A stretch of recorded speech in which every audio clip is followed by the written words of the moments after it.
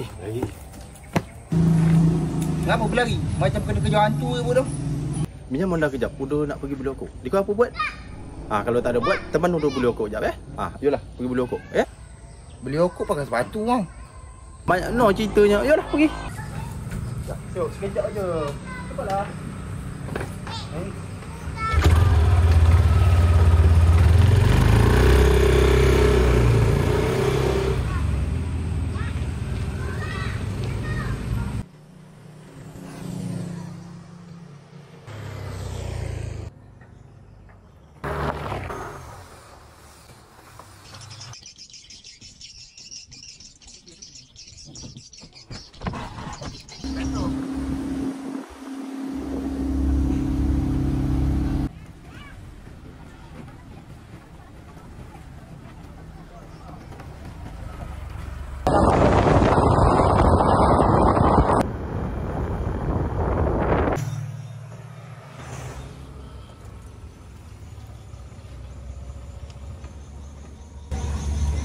Kak, beli tiket.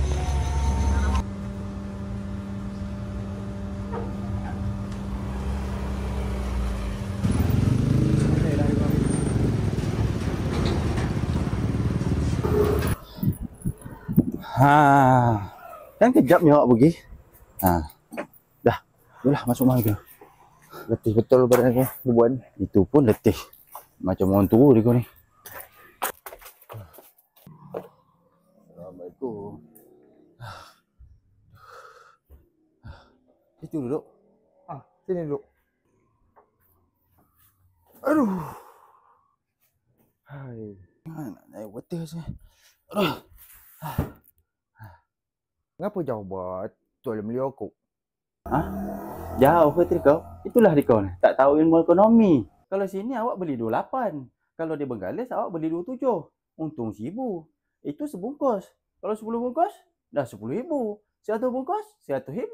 Kalau 1,000 bungkus, RM1,000,000 bat. Mana nak cari duit juta? Biaya pergi sana berapa pula? Biaya pergi tadi bawa habis RM500. Kita untung juta. Tinggal RM500. Apalah dia kau ni. Tapi dia? Tak ada tapi-tapi dia. Kau ni ada je jawab dia kau ni.